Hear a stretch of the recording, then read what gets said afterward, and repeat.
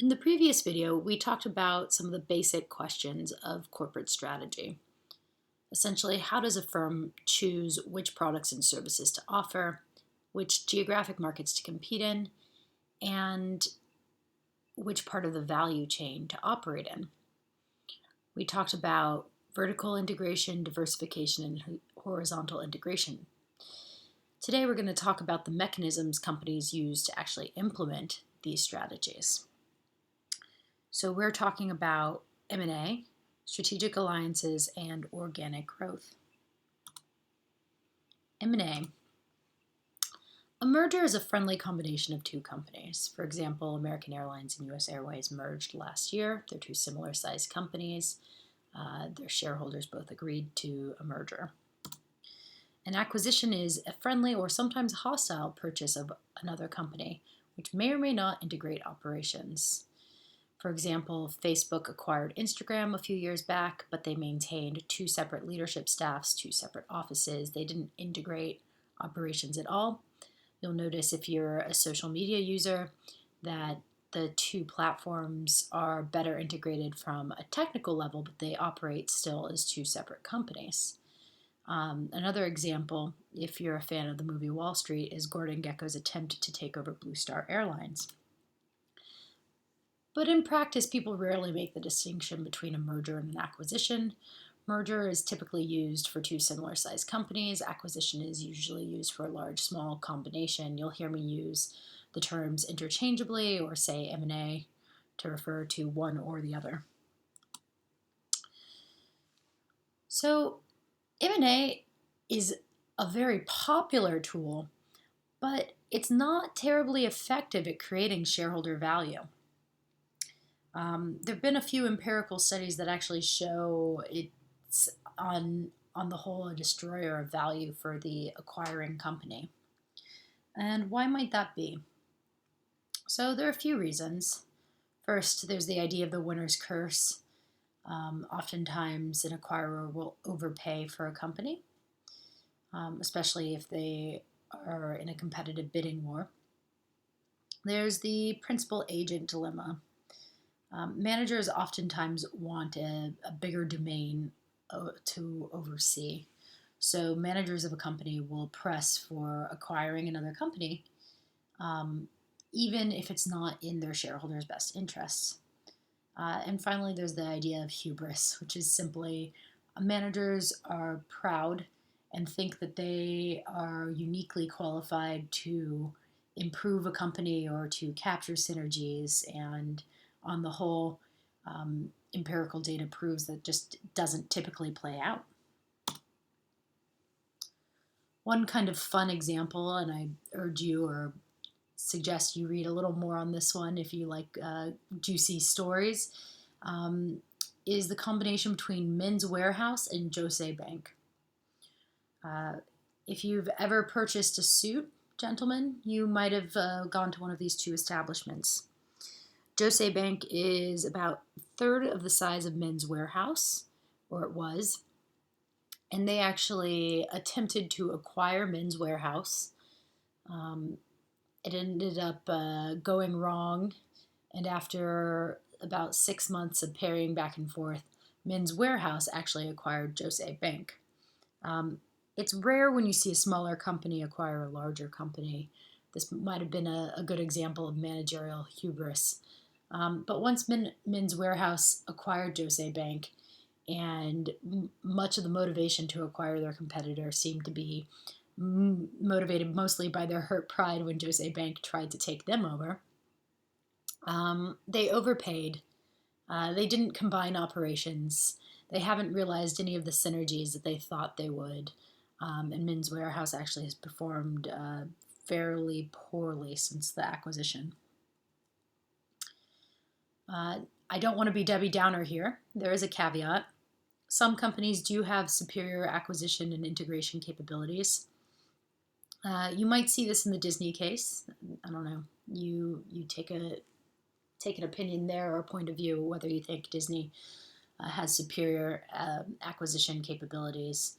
But to be good at M&A requires strong capabilities in valuation, negotiation, and integration. And to assume your company or you are naturally good at it is probably a good example of managerial hubris. Turning our attention to strategic alliances, M&A is one extreme option on the integration scale. A strategic alliance is a voluntary arrangement that can take a number of forms but is less irreversible than a merger. So we're talking about licensing and franchising arrangements, or JVs here, as opposed to the M&A, which is taking a capability in-house. So why do companies enter into strategic alliances? What are some of the reasons that motivate it? To gain competitive advantage or to set industry standards, sometimes companies form coalitions. To enter new markets, you oftentimes see JVs because certain companies have native ownership requirements. In other words, they require domestic ownership for at least a percentage of the company. Or sometimes a foreign company thinks that it's good to take on a partner with some local know-how. As a hedge against uncertainty, we'll talk about real options next week, but essentially, companies might want to purchase an equity stake in another company almost as a toehold to possibly purchase the company later down the line. But they might want to see if something pans out or how the company performs. Example here is Roche, which is a large Swiss pharmaceutical company, and Genentech, which is a California-based biotechnology company. Roche now owns all of Genentech, but before they purchased the company outright, they purchased I think a 10% stake in Genentech. They wanted to see if Genentech's blockbuster drugs would actually prove to be blockbuster drugs and perform well before acquiring a larger stake. Accessing complementary assets. You saw this in the Coca-Cola case with vertical integration. One of the ideas there was to take bottling in-house. An alternative to that would be to form a long-term licensing arrangement with a bottler. So it's less irreversible than bringing the bottler in-house, but if you set out a 2-3 year contract, you've essentially tied up that facility for the short to medium term. We're learning new capabilities. If you haven't heard the story of Toyota and GM's joint venture called NUMMI, I'm going to put the link on Blackboard this week as an optional reading and video watching. It's a really kind of fun and interesting story, but Toyota and GM formed a joint venture that was wildly successful for a short period of time. So GM could learn Toyota's lean manufacturing capabilities. So strategic alliances, as I mentioned, offer more flexibility because they're less permanent than M&A. But you have to ask yourself a few questions. Are incentives aligned? When you outright acquire another company, now they're part of your company, so you have the same incentives, hopefully. But in a strategic alliance, your partners might not be motivated by the same things as you. How will the alliance be governed? There's actually quite a bit of effort that goes into managing a partner, an external partner. So strategic alliances can be quite a bit of work. Who controls the IP? This is a big issue, especially with companies that are entering into emerging markets where enforcement of contracts may be an issue. You see this oftentimes with companies where intellectual property is important entering the China market, where they've been required in some industries to set up joint ventures, and you see technology transfer where their local partner sometimes ends up using their IP after the fact. So the bottom line is strategic alliances provide more flexibility, but they can be difficult to manage. So let's turn our attention to organic growth. So in an ideal world, building a capability in-house would be the best approach, but it can be costly and slow.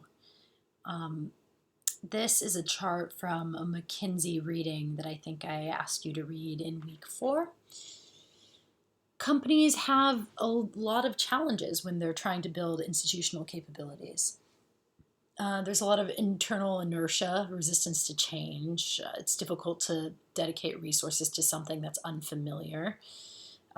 If it's outside of a company's comfort zone, it's hard to kind of have a vision for how to execute something. So acquiring the right talent is difficult. One good example of this is in 2004, eBay entered the Chinese market. So this is an example of a company trying to enter a new market, not necessarily build a new capability, unless you think of serving the Chinese market as a capability. They underestimated their local competitor Taobao, which was founded by Alibaba founder Jack Ma. So Taobao was very good at catering toward the local consumer because they were a local company. They just knew the market better. So eBay went in there without a joint venture partner, without Chinese expertise on the ground, and they assumed the market would behave like the developed world markets that they knew and performed well in. But instead, they focused on their kind of web-based product. Taobao focused on a mobile-based product, and at the time there were 300 million cell phone users in China and only 90 million folks with regular access to internet. So it was in short order, about 2 years later, that eBay bowed out of the country in 2006. Despite all the challenges of entering a market with a joint venture partner, maybe if eBay had entered the Chinese market with a joint venture partner, a local partner who knew the market better, they might have performed better.